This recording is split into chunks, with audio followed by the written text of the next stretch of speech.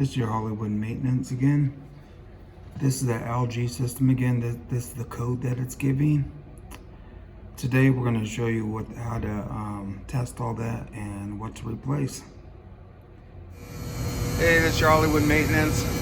That code that I showed you earlier, that 1006. I have my HVAC tech out, Nick. He's going to show us what to do from here on out. All right. So first thing, you want to turn off the power at the panel or the breaker, which is right here. And I already did that about 15 minutes ago. You want to let it sit for at least 10 minutes or until your multimeter shows you have no voltage left, because it's got a discharge. These units hold on to voltage for a while after power down. So right now we're reading 0.03 volts, so that's pretty safe to work on at this point. So with this unit we're having intermittent issues. Whenever you have these intermittent issues, you can jump straight towards the end on what the error code says, start looking at the board. One thing I always like to do first is check the bridge diode or the bridge rectifier. LG calls it the bridge diode, but it is a rectifier. This will turn your three-phase AC into DC. Once it leaves the bridge diode, it goes up to what's called a reactor, which is right here. And that cleans up the DC voltage. It's kind of like a choke. So yeah, we'll get started. We'll go ahead. I'll show you how to test, or how I tested the bridge diode. First, you got to take off all the leads. So I'm going to do that now.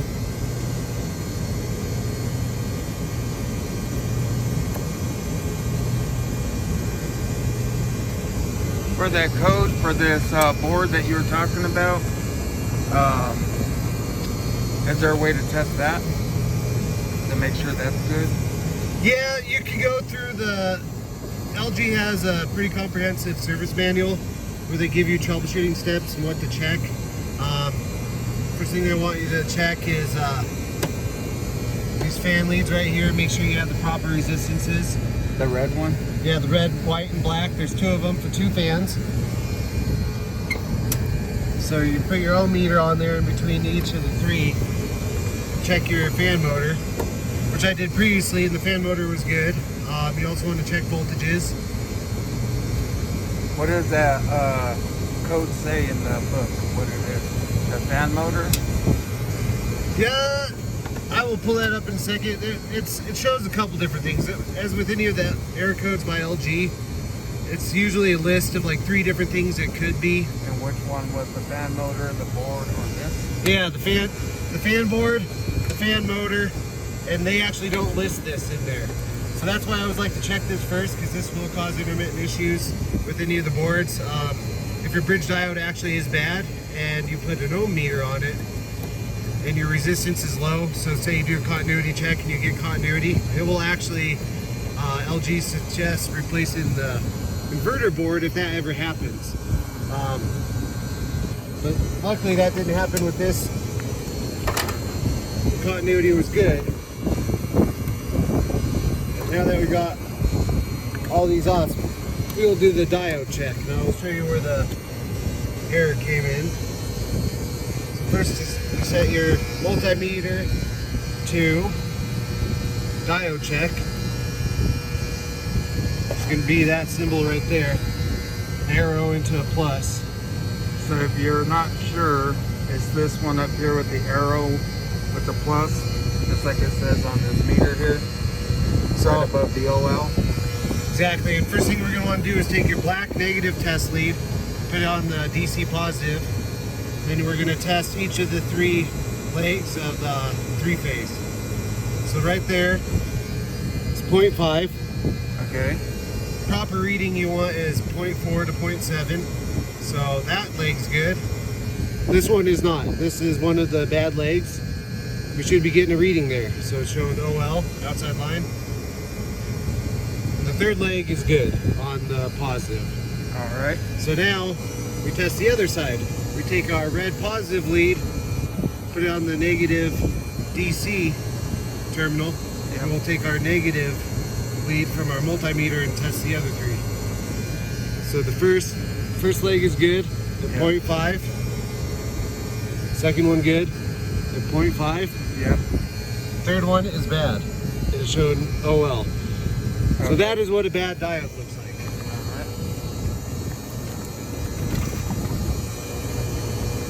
So we have the new diode here. And here's the part number for this certain system, which is an LG multi-B3 system. And I will go ahead and run through the diode test on a good bridge rectifier. And you'll see the difference. So we're going to take our negative black. I'll help you hold this. All right. That way it could be right by the meter. On the positive, it's cold. My hands are shaky. So that one's good. That one's good. That one's good. So now we're going to swap. Good. Good.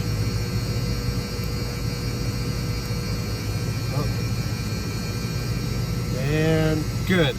So you can see the difference already. That one had two bad legs on the diode test. All 6 of our test points on this diode is good. So you can see the difference and where this one failed. So we're going to go ahead and replace this. Should only take a couple minutes. Which looks like just 2 screws, right? Up top and at the bottom? Yep. The way you connect this is important, so pay attention to the way you took it off. Write it down if you have to.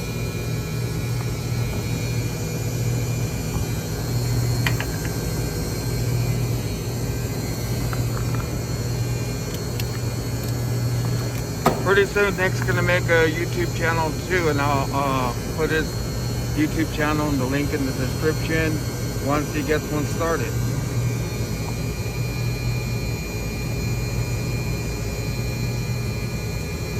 There's not a lot of videos on this LG system, that's for sure.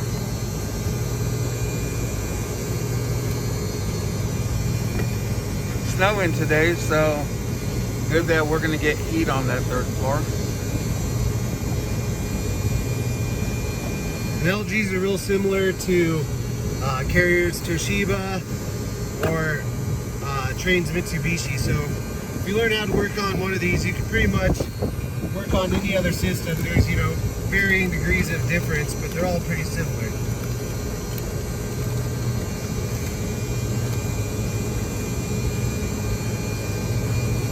What type of company carries this part?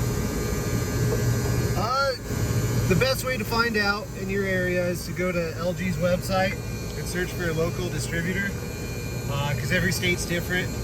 Here in Colorado we have Winair or McCoy's that are certified to distribute LG parts.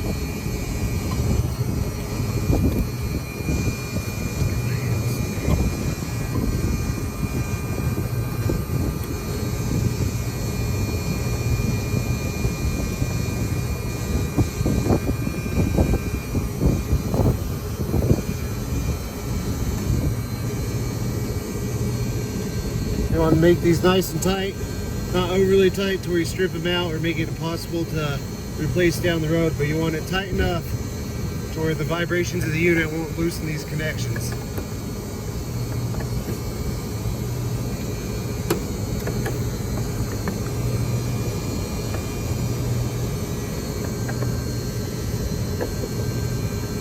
Alright. And as you can see, just like the way it says here, he has it exactly the way there.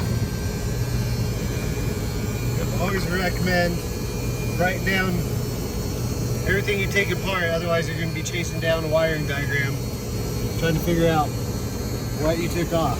It's just a time saver.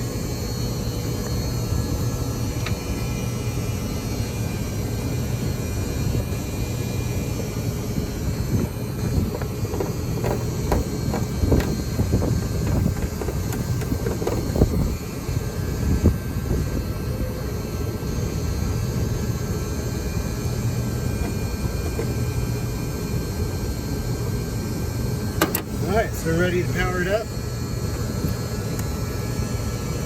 Also, when it was given that code on the thermostat, we came up here and I think it said 111 and 061, right? Yep. I have that page right here. You can always refer to this board up here and see what code it's giving also. Yep. And the code on the board, like this, 11061. And here are the troubleshooting steps. I totally recommend downloading this app if you're working on LG. It's called LG MV. That way you can connect to the units with this dongle. You can actually control all the indoor units, see their error codes, everything from your phone. Real simple.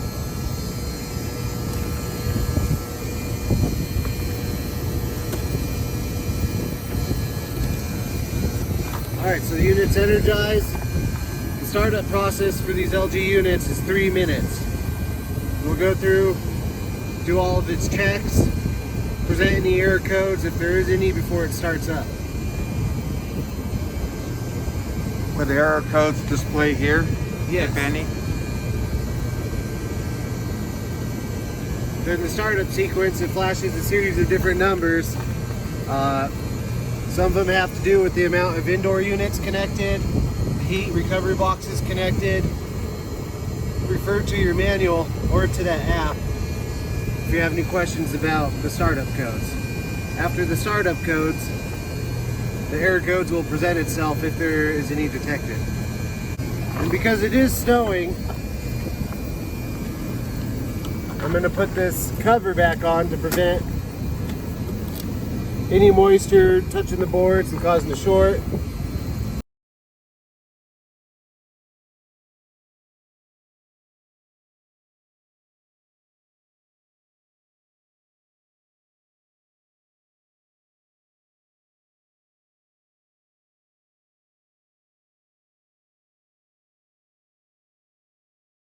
I just heard something quick. While we're here and stuff, what is that red button again on the board? That's the auto address button. After the startup sequence, if you hold down that red button, it'll auto address everything it sees connected on the COM bus.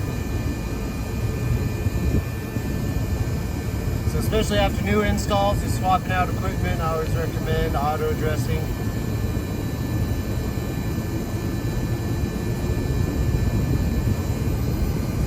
Alright, we just had the fans kick on.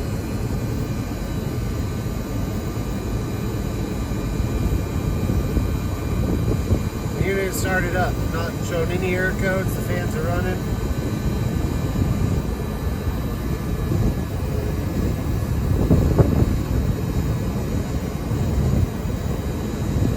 So, at this point I would call it good. If we were to see any errors, it would present the error before the actual startup. Since we do have compression, I will come back and apply a thermal paste, button up the unit, call it a day. Alright. And in the meantime too, we'll run down to that vacant unit and show you that the error codes are off and stuff. This is our day in Denver. Okay, we're back at that apartment. As you can see, no more code. Outdoor unit says it's running. I'm gonna check the temperature.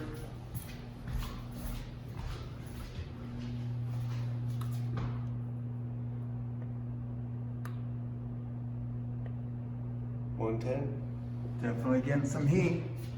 All right. We're gonna put that thermal paste on and call this job good. All right, we're back on the rooftop. Just want to show you the model number of this LG. I'll put that in the description below.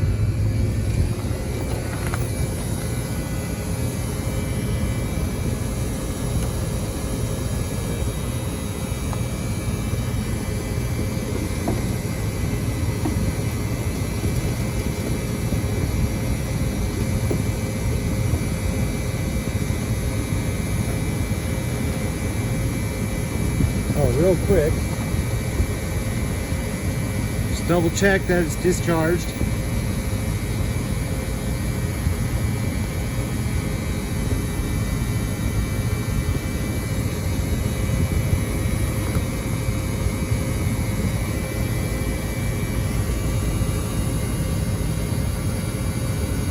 .147.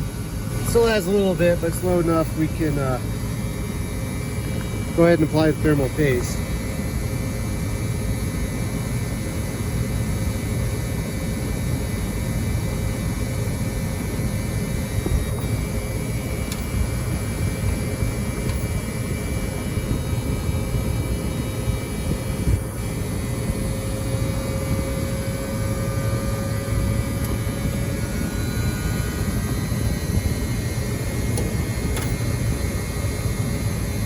I always like to scrape off the old stuff.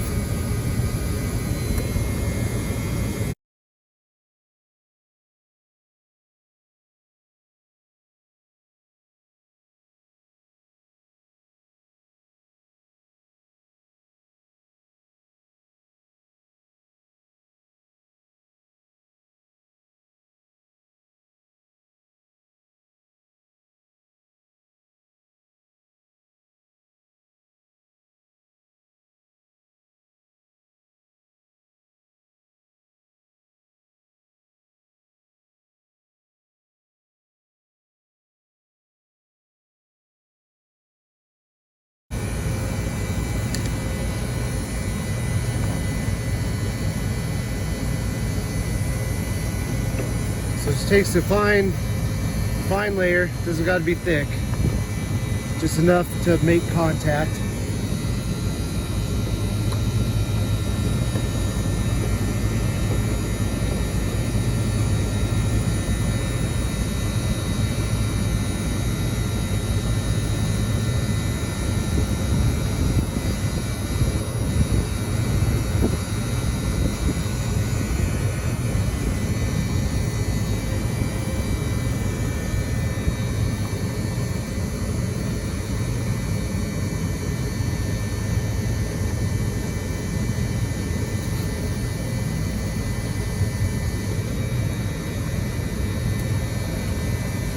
Take the excess and just give a little on the back of the diode. Just using your finger is fine. Just spread it around.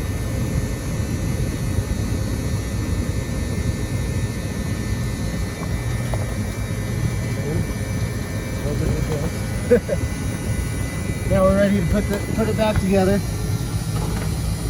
And this is the stuff here? Yes. It's a silver heat compound. It just helps transfer of heat on uneven surfaces. You could use CPU heat sink too if you have that available.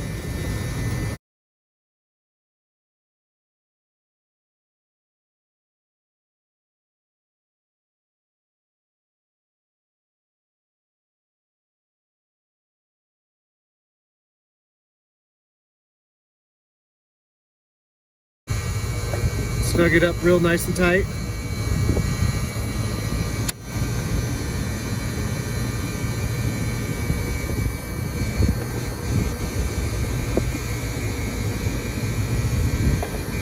and that's it.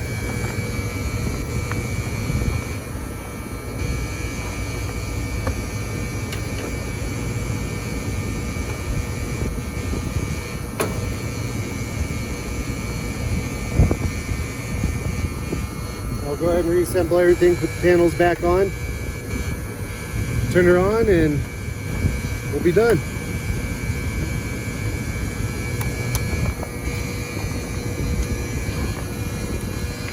I'm going to go ahead and kick it on for you. Yes, please.